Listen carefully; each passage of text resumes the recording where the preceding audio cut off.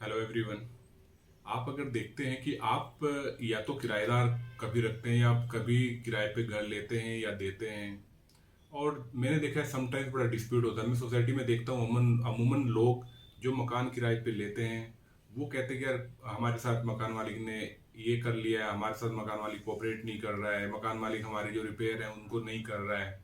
और दूसरी तरफ अगर हम बात करें टीनेंट्स की, तो टीनेंट से भी लोग परेशान होते हैं। जो लैंडलॉर्ड हैं वो कहते हैं कि यार ये टीनेंट ऐसा है कि रेंट ही टाइम पे नहीं देता है, ये टीनेंट है पता नहीं जो हमने जिस एक्टिविटीज के लिए दिया दूसरी एक्टिविटीज करने लगा है।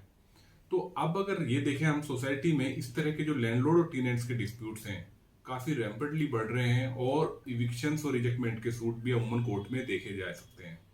अब आज की जो हमारी ये वीडियो है इसी कॉन्टेक्स्ट में होने वाली है कि आप किन किन बातों का ध्यान रखें जब आप मकान या कोई प्रॉपर्टी किराए पे लेते हैं या देते हैं।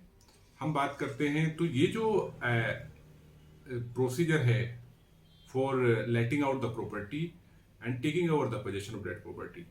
तो अगर आपका कोई कॉन्ट्रैक्ट है राइटिंग में, सपोज करो आपकी लीज है राइटिंग में है, और आपने कितने टेन्यूर के लिए दिए ये बड़ा क्लियर होना चाहिए कि आपने जो अपनी लीज है 3 इयर्स के लिए या मोर देन 3 इयर्स है, या आपने लेस देन 1 ईयर दिया हुआ है, तो उस केसेस में क्या क्या आपके राइट्स एंड लायबिलिटीज हैं।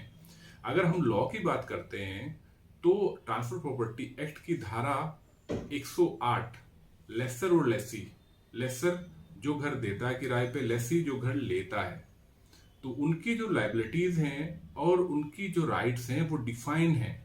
तो आज हम उन्हीं की चर्चा करेंगे, लेकिन मैं आपको क्लियर कर दूं अगर आपका कोई कॉन्ट्रैक्ट है which is against that law, so वो टीनेबल नहीं होगा कोर्ट ऑफ लॉ में।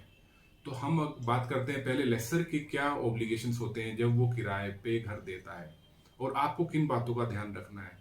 आप सबसे पहले देखें जिसको आप किराए पे दे रहे हैं उसकी आपने केवाईसी की है, उसका पुलिस वेरिफिकेशन कराया प्रॉपरली जो बंदा है, उसकी स्टेबिलिटी भी आप चेक कर सकते हैं। क्या वो फाइनेंशियली साउंड है, आपका रेंट टाइमली दे सकता है, किसी बिजनेस में है या प्रोफेशन में है या सर्विस करता है, तो वो सारी रेफ चेक भी आप कर लें बिफोर टेनेंट अपने प्रीमाइसेस में इंडेक्ट करने से पहले।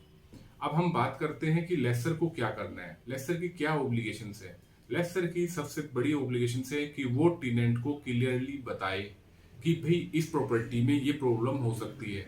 वो उसकी जो किसी भी तरह की कोई प्रॉब्लम है, सपोज करो पोजेशन का कोई डिस्प्यूट चल रहा है, तो वो किराएदार के नोटिस में होना चाहिए, जिससे कल के दिन वो पीसफुल एंजॉयमेंट ना कर सके। ऐसी कोई भी कंडीशंस हो, ऐसी कोई भी सर्कमस्टांसिस हो, तो टेनेंट को लैंडलॉर्ड को बताना होगा पहले ही, एग्रीमेंट करने से पहले।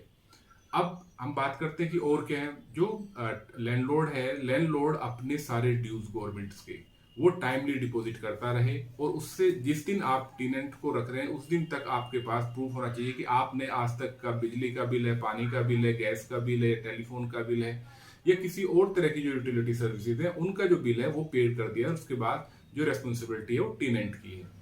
प्रॉपर्टी की आप एक वीडियोग्राफी भी कर सकते हैं, जिससे आपकी कोई पॉसिबिलिटी नहीं होगी कल के दिन किसी भी तरह का डिस्प्यूट नहीं आएगा, क्योंकि जिस कंडीशन में आप घर दे रहे हैं टेनेंट की भी रेस्पॉन्सिबिलिटी होती है कि वो उसी कंडीशन में आपको घर दे। नॉर्मल वियर टीयर एक्सेप्टेड रहते हैं कि ठीक है कोई माइनर सी रिपेयर्स है वो आप अपने आप करा सकते हैं बीइंग अ लैंडलॉर्ड। अब आपका दूसरा क्या है कि आप जब एग्रीमेंट फ्रीज कर रहे हैं तो आपके बीच जो रेंट है वो क्लियरली डिफाइन हो कि आपको इतना रेंट देना है। आपकी जो सिक्योरिटी डिपॉजिट है वो आप एक सिक्योरिटी डिपॉजिट, अमूमन क्या होता है जो रेजिडेंशियल प्रॉपर्टीज होती हैं वहां पे 1 या 2 मंथ्स की सिक्योरिटी चलती है, जो कॉमर्शियल प्रॉपर्टी है वहां पे 3 से 6 मंथ तक की सिक्योरिटी लोग ले लेते हैं। वो भी सिक्योरिटीज आपकी, सपोज करो आपने कोई बीच में टेनेंट ने किसी तरह का डिस्प्यूट किया है और आपको लगता है कि डिफॉल्ट किया रेंट में, तो आप उससे एडजस्ट कर सकते हैं सिक्योरिटी डिपॉजिट से वो अमाउंट। अब आप लेकिन अमाउंट एडजस्ट करने के बाद आप टेनेंट को नोटिस भी दे सकते हैं कि आप अपनी सिक्योरिटी को मेकअप करें जो ओरिजिनली उसने टेनेंट ने एग्री किया था। अब हम दूसरी बात करते हैं लैंडलॉर्ड को क्या करना होगा। लैंडलॉर्ड को टाइमली जितने भी टैक्सेस हैं प्रॉपर्टी से रिलेटेड वो सारे लैंडलॉर्ड को देने होंगे। टाइमली अगर किसी तरह की कोई मेजर रिपेयर है उसकी टाइमली रिपेयर करे। अगर इनकेस रिपेयर नहीं करता है तो टेनेंट चाहे तो अपने जेब से खर्च करके उसकी रिपेयर कर सकते हैं, और इंटरेस्ट से वो रिकवरी कर सकते हैं विद इंटरेस्ट रेंट जो उनको देना है। ये किसी तरह डिस्प्यूट नहीं आएगा। अब हम बात करते हैं इसी के साथ ही कि अगर आपका डॉक्यूमेंट अनरजिस्टर्ड है तो क्या वो अनरजिस्टर्ड डॉक्यूमेंट कोर्ट में जा सकता है। तो जो टेनेंट, सपोज करो आपकी जो टेनेंसी है वो टेनेंसी 1 ईयर तक है या 1 ईयर से कम है, तो तो आप ऐसे डॉक्यूमेंट को कोर्ट में लेके जा सकते हैं। लेकिन सपोज करो आपके पास कोई एग्रीमेंट भी नहीं है, लेकिन आप टाइमली रेंट दे रहे हैं, आपके बीच एक लैंडलॉर्ड और टेनेंट का जो रिलेशनशिप है वो एस्टेब्लिश होता है, तो उस कंडीशंस में भी आप कोर्ट में जा सकते हैं। लेकिन यहाँ पे मैं आपको एक प्रिंसिपल बताना चाहता हूँ। डॉक्ट्रिन है a tenant is always a tenant, a tenant always a tenant। ये नहीं, वो कभी उसको मालिकाना हक नहीं मिलता है टेनेंट का, भले ही वो प्रॉपर्टी में कितने टाइम तक रह रहा हो, लेकिन आपने उसके पोजेशन को डिस्प्यूट करना है। अदरवाइज हो सकता है कि वो एक लंबे समय तक बिना किसी अरेंजमेंट के आपके साथ रहते हैं, तो वो उस घर पे मालिकाना हक भी का क्लेम भी कर सकते हैं। तो दोस्तों, अगर आपको और किसी और टॉपिक पे लॉ के वीडियो चाहिए तो आप मुझे कमेंट बॉक्स में लिख के जरूर बताइए। और होप आपसे ये लैंडलॉर्ड और जो टेनेंट का जो डिस्प्यूट्स है होने के चांसेस कम रहेंगे अगर आपकी फेयर अंडरस्टैंडिंग रहेगी डॉक्यूमेंट बनाने की।